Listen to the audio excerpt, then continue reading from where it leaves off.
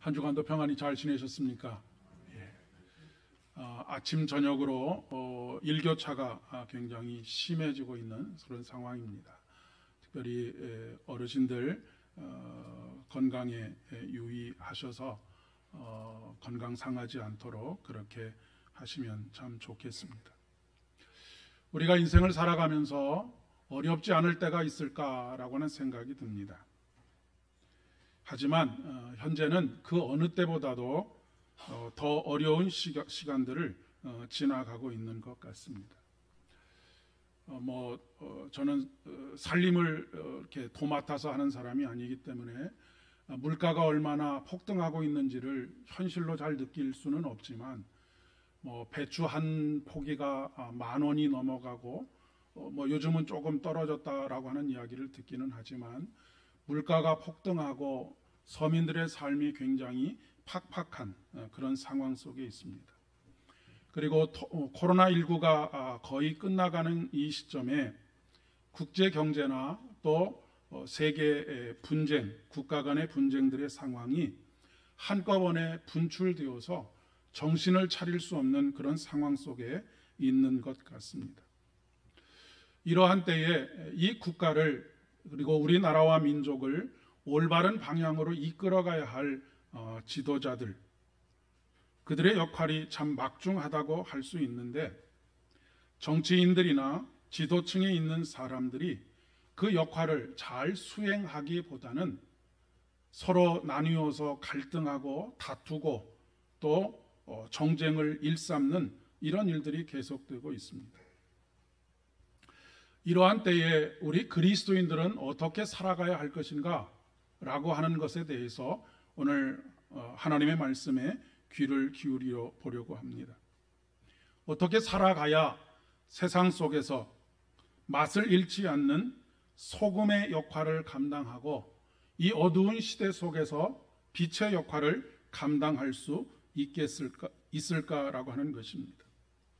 세상과 같은 방법으로 갈등하고 또 증오하고 대결하는 방법으로는 해결이 불가능합니다. 오늘 말씀은 우리에게 복음과 함께 고난을 받으라라고 말씀하고 계십니다. 갈등하고 분쟁하고 다투는 것이 아니라 오히려 복음과 함께 고난을 받으라라고 말씀하고 계시지요. 특별히 구약의 하박국 선지자의 시대는 지금 우리의 시대와 아주 비슷한 그런 형국을 띠고 있습니다. 국제정세가 아주 혼돈했던 시기입니다. 밖으로는 초강대국인 바벨론 제국의 맹위가 여전히 상존하고 있었고 국내적으로는 하나님의 공의가 무너지고 또 거짓이 정직을 조롱하고 악인들의 형통으로 인해서 의인들이 곳곳에서 박해를 당하는 그런 상황이 계속 연출되고 있었기 때문에 그렇습니다.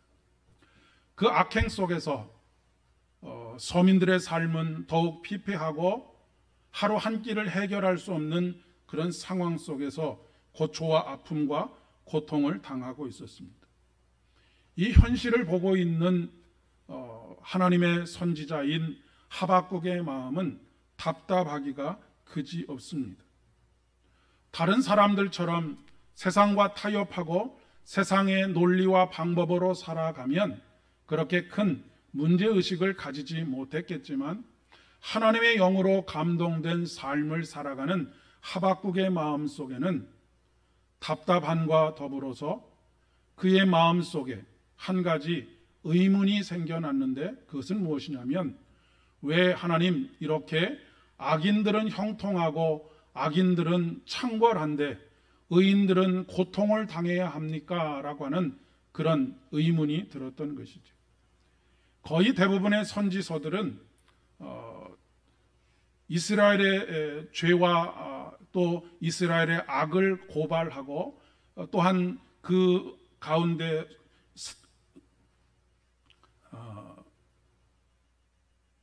그 죄를 회개하고 돌아올 것을 촉구하는 그런 내용의 선지서들이 대부분인데 이 하박국 선지서는 그런 이야기는 뒤에 가서 잠깐 언급이 되고, 처음부터 하나님께 항의하고 있는, 어떻게 악이 창궐하고 하나님의 공의가 짓밟히며 하나님의 진리가 거짓에게 조롱을 당하고 있는 이 상황을 하나님은 보고만 계십니까? 라고 하는 그런 호소와 그런 항의로 시작하고 있는 것을 보게 됩니다. 하나님의 영이 임한 하박국 선지자에게는 그것이 너무나 큰 고통으로 다가왔기 때문에 그렇습니다.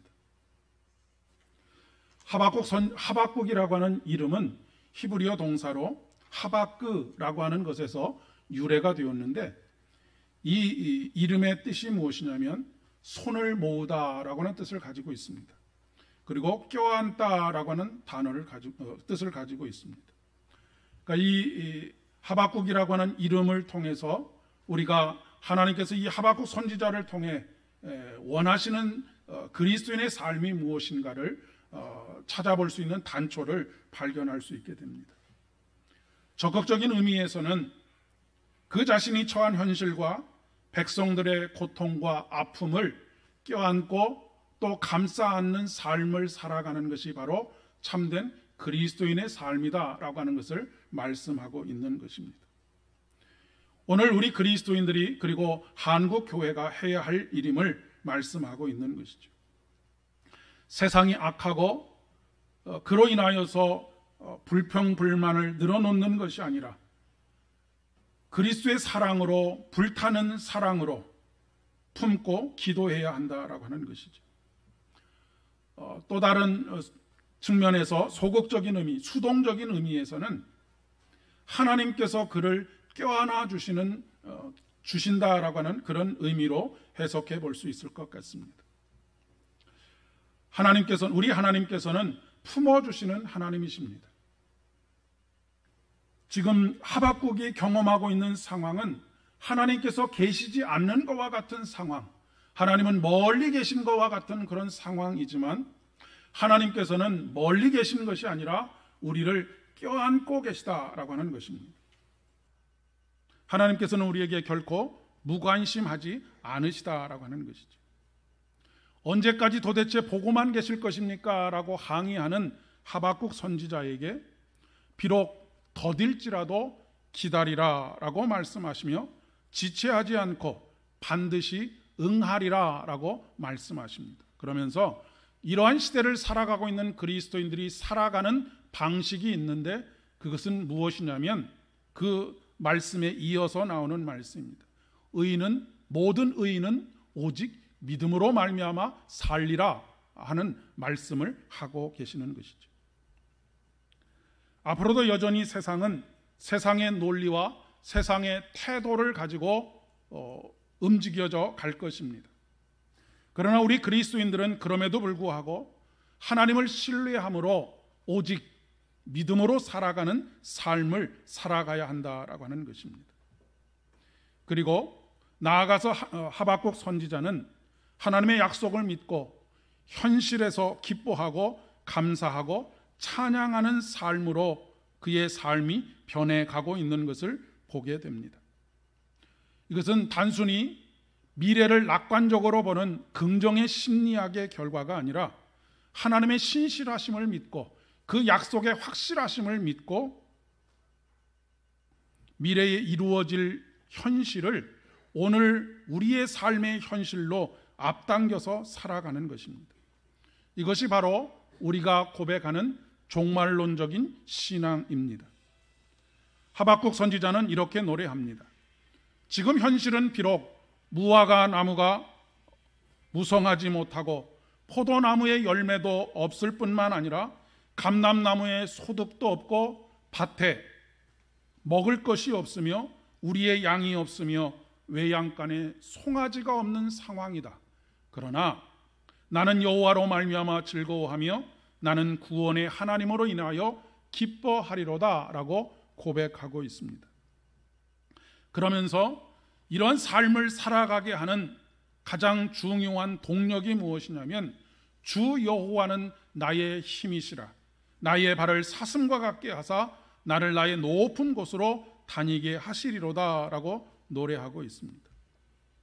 이 말씀은 유다 민족의 멸망은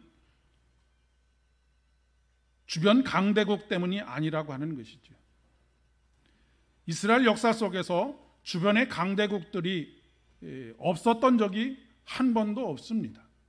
그럼에도 불구하고 이스라엘이 그 역사를 면면히 이어올 수 있었던 이유는 그들이 군사력이 대단히 좋았기 때문이 아니고, 그들이 하나님을 온전하게 그 약속을 믿고 신실하게 따랐을 때는 하나님께서 그들을 보호하시고 안전케 거하시게 하셨지만, 그들이 하나님을 떠났을 때에는 더 이상 하나님의 은혜를 덧입어 살지 못했기 때문에 그들의 삶이 무너지고 피폐해지고 고통과 아픔의 시간들을 보낼 수밖에 없었음을 말씀하고 있는 것이죠. 지금 이스라엘 민족이 도탄에 빠져 있고 고통과 아픔 가운데 있는 이유는 하나님을 향한 믿음을 잃었기 때문이다라고 하는 것이고, 그렇기 때문에 오직 의인은 믿음으로 말미암아서만 살아야 한다라고 말씀하고 있는 것입니다. 그러면 믿음이라고 하는 것은 무엇일까요? 우리는 믿음을 무엇인가 내가 가질 수 있는 것, 그런 것으로 오해하고 있는 경우가 참 많이 있습니다. 오늘 복음서의 말씀에 보면 제자들이 예수님께 주님, 우리에게 믿음을 더하여 주십시오라고 요청하고 있는 것을 보게 됩니다.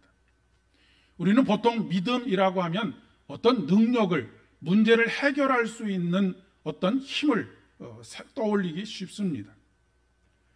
어떤 능력이 나타나거나 문제를 해결하면 그 사람을 일컬어서 우리는 저 사람은 믿음이 참 좋다, 그렇지 못하다라고 말하거나 저 사람은 믿음이 크다 혹은 작다라고 표현하기도 하죠. 그러나 여러분, 믿음은 우리 개인이 소유할 수 있는 것이 아닙니다. 그리고 믿음은 소유한 것을 주고받을 수 있는 것도 아니지요. 그렇기 때문에 믿음을 더하여 주소서, 나에게 더 큰 믿음을 주십시오라고 하는 기도는 올바른 기도인 것 같지만 그렇지 못한 기도이기도 합니다.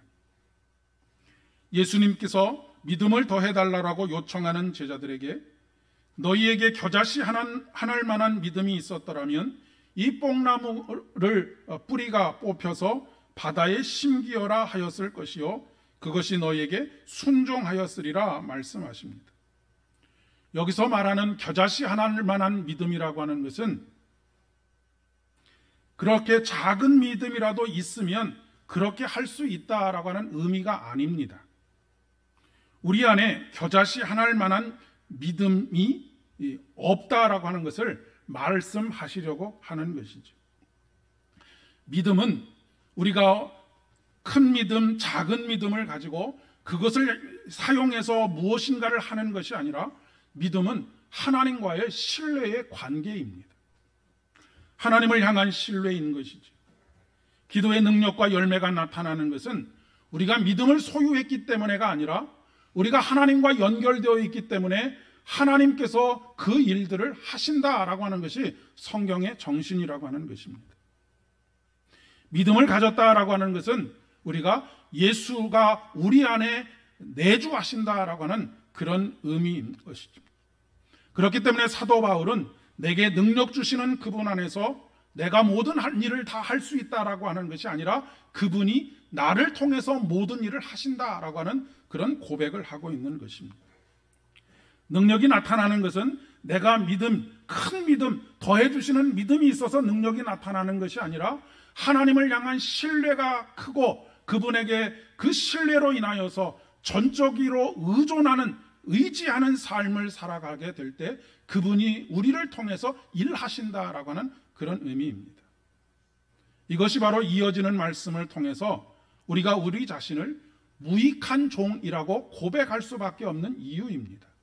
만약 우리가 더 큰 믿음을 가졌기 때문에 그 일들을 감당할 수 있더라고 한다면 우리는 보상을 요구할 수도 있고 하나님께서 우리에게 보상해 주실 것입니다. 그러나 우리가 우리의 능력을 가지고 믿음을 가지고 일하는 것이 아니라 하나님과의 관계 속에서 내게 능력 주시는 그분이 나를 통해서 직접적으로 일하신다라고 하는 이런 고백 속에, 그렇기 때문에 나는 예수님께서 내 안에 계시지 않으면 아무것도 아닌 무익한 종이다라고 고백할 수밖에 없다라고 하는 것이죠.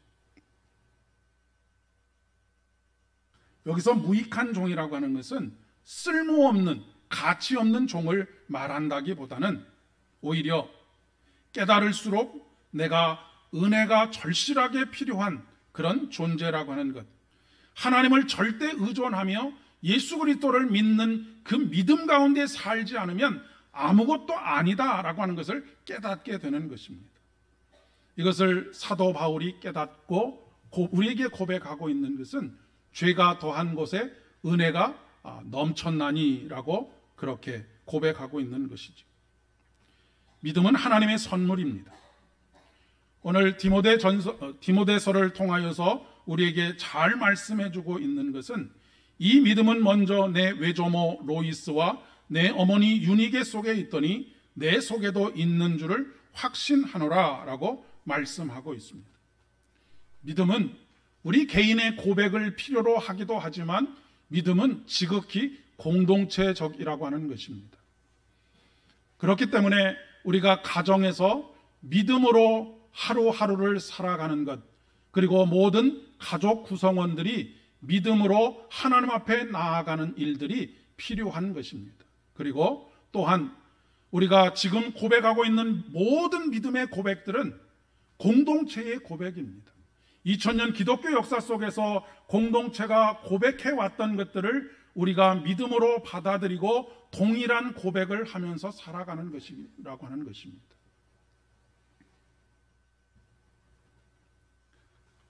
믿음의 가정을 통해서 하나님의 선물이 계속 이어지고 있는 것을 보게 되지요. 외조모 로이스에게서 어머니 유니게 속에 있었던 그 믿음이 지금 디모데에게서도 발견되고 있는 것입니다.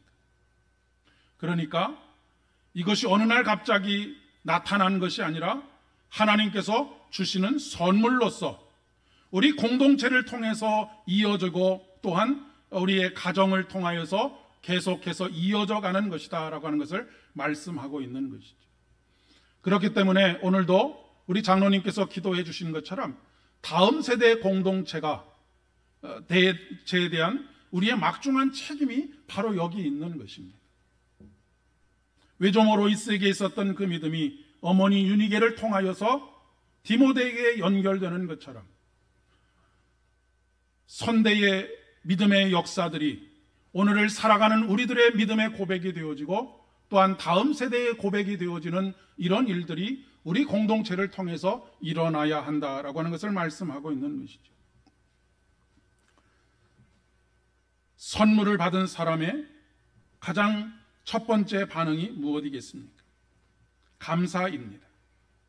무익한 종을 쓸모없다라고 말하지 않으시고 하나님의 일들을 맡기셨기 때문에 그렇습니다. 사랑하는 여러분, 우리가 주를 위해서 하는 모든 일들은 하나님의 거룩한 일, 위대한 일에 동참하는 것입니다. 그렇기 때문에 주를 위해서 하는 일은 무엇이 더 중요하고 무엇이 덜 중요하지 않습니다. 목사가 하는 일은 더 중요하고 아무런 직분이 없는 사람이 하는 일은 덜 중요한 것이 아니라 그것이 주의 이름으로 행해지고 그것이 주를 위해서 하는 일이라고 한다면 모두가 다 거룩한 일이 된다라고 하는 것을 말씀하고 있는 것이죠.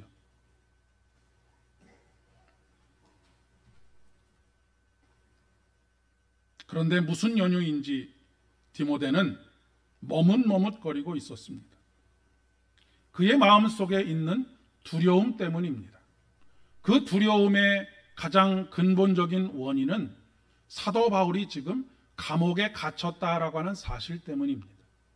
감옥에 갇혔다라고 하는 이 사실은 디모데에게 부끄러움이 되었던 것 같습니다. 그리고 자신도 그렇게 될지 모르겠다라고 하는 그런 두려움으로 그 마음속에 자리 잡게 되었던 것 같습니다. 그래서 자꾸 머뭇머뭇거리게 되었기 때문에 사도 바울은 디모데에게 하나님께서 너에게 주신 마음은 두려워하는 마음이 아니다라고 말씀하고 계시는 것이죠. 디모데 마음 안에 있는 것이 곧 우리 마음 안에 있는 것이기도 합니다. 우리가 살아가다 보면 낙심할 때도 있고 원망이 생길 때도 있고 또한 삶이 무기력해질 때도 있고 삶의 상처들로 인하여서 삶이 곤고함 가운데 있을 때도 있습니다. 각자가 가지고 있는 믿음으로 살려고 하지만 믿음으로 행하지 못하고 머뭇머뭇거리도록 만드는 것들이 있다라고 하는 것입니다. 우리 자신의 연약함이 걸림돌이 되기도 하고 또한 우리 안에 있는 상처가 자꾸 내 걸음을 뒤로 물러서도록 하는 이유가 되기도 합니다. 그러나 우리 안에서 내가 일하는 것이 아니라 하나님께서 일하시면 우리의 상처는 전혀 문제가 되지 않을 뿐만 아니라 하나님께서 우리의 상처를 사용하셔서 하나님의 일들을 이루시는 경험들을 볼 수가 있습니다. 그렇기 때문에 나는 이런 상처와 이런 아픔과 이런 고통 때문에 하나님의 역사를 이루어가는 일들에 동참할 수 없다라고 말하는 것은 자기 합리화에 불과한 것입니다. 왜냐하면 앞에서도 말씀드린 것처럼 내가 일하는 것이 아니고 나를 통해서 하나님께서 일하시고 하나님께서 일하시는 뿐만 아니라 하나님은 밤에도 주무시지 않으시고 낮에도 졸지 아니하시는 성실하심으로 하나님의 열심을 통하여 일하시고 계시기 때문에 그렇습니다. 그렇기 때문에 오늘 시편의 말씀을 통해서 우리에게 이렇게 말씀하시죠. 악을 행하는 자들 때문에 불평하지 말며 불의를 행하는 자들 때문에 시기하지 말지어다라고 말씀하고 있습니다. 네가 가지고 있는 처지와 형편 때문에 마음의 상태 때문에 마음의 상처 때문에 환경 탓, 처지와 형편 탓 하지 말라는 것입니다. 왜요? 일하시는 것은 하나님이시기 때문에 그렇습니다. 그러면서 시편의 말씀에 오히려 또 여호와를 기뻐하라. 그가 내 마음의 소원을 내게 이루어 주시리라. 내 길을 여호와께 맡기라. 그를 의지하면 그가 이루시고 내 의를 빛같이 나타내시며 내 공의를 정오의 빛같이 하시리로다 라고 말씀하고 있습니다. 우리가 이 세상 속에서 악과 싸우는 방법은 악과 대결하는 것이 아니라 오히려 선에 속하는 것입니다. 빛에 속하는 것이고 하나님께 속하는 것입니다. 그것이 바로 여호와를 기뻐하라 라고 하시는 말씀의 이유인 것이죠. 너희들이 악과 싸워라 라고 말씀하지 않으시고 오히려 여호와를 기뻐하라고 말씀하십니다. 그러면 우리 마음의 소원을 하나님께서 이루어 주실 것이다 라고 말씀하십니다. 성경은 단 한 구절에서도 너희가 피 흘려가면서 열심히 싸워서 네가 소원하는 것을 이루어라 라고 말씀하지 않으십니다. 하나님을 기뻐하면 하나님께서 그 소원을 들으시고 하나님께서 이루어 주시겠다고 말씀하십니다. 그리고 내 길을 여호와께 맡기라. 그를 의지하면 그가 이루시고 내 의를 빛같이 나타내시며 내 공의를 정오의 빛같이 하시리로다 라고 말씀하고 있습니다. 그런데 우리는 여호와를 기뻐하기보다는 우리가 생각하는 방법, 우리가 택한 방법을 가지고 세상과 싸우려고 합니다. 그런데 거의 대부분의 경우 괴물과 싸우다 보면 그 자신도 괴물이 되고 마는 경우들을 우리는 너무 자주 보게 됩니다. 그것이 우리 마음속에 있는 죄된 본성의 발로이기 때문에 그렇습니다. 오히려 우리에게 여호와 앞에 잠잠하고 참고 기다리라. 진실로 악을 행하는 자는 끊어질 것이나 여호와를 소망하는 자들은 땅을 차지하리로다 라고 약속하고 계십니다. 이번 한 주간도 우리의 삶의 고단함과 우리를 아프게 하고 고통스럽게 하는 그런 일들과 싸워서 더 깊은 상처로 인하여서 점점 괴물이 되어가는 인생이 아니라 여호와를 기뻐하고 여호와께 맡기고 여호와 앞에 참고 기다리는 저와 여러분이 되셔서 여호와를 소망하는 자들이 차지할 땅, 바로 하나님께서 우리에게 허락하시는 적과 꿀이 흐르는 땅, 그 약속의 땅을 소유하시고 그 약속의 땅에서 살아가시는 저와 여러분 되실 수 있기를 진심으로 축복합니다. 기도하겠습니다. 은혜가 풍성하신 참 좋으신 아버지 하나님, 오늘도 이 어두운 세상 속에서 우리가 나아가야 할 바, 그리고 우리가 살아가야 할 바가 무엇인지를 깨닫게 하여 주시니 진심으로 감사를 드립니다. 오직 의인은 믿음으로 말미암아 살리라. 이번 한 주간도 오직 믿음으로 사는 한 주간 되게 인도하여 주옵소서. 그것은 곧 여호와를 기뻐하는 것이고 또한 하나님께 우리의 삶을 맡겨드리는 것임을 깨닫게 하여 주셨사오니, 하나님, 우리의 방법과 생각대로가 아니라 오직 주께 의지하고 주를 의뢰하는 삶을 통하여 우리에게 허락하시는 하나님의 나라를 살아갈 수 있도록 은혜를 더하여 주시옵소서. 모든 말씀 예수님의 이름으로 간절히 기도드립니다. 아멘.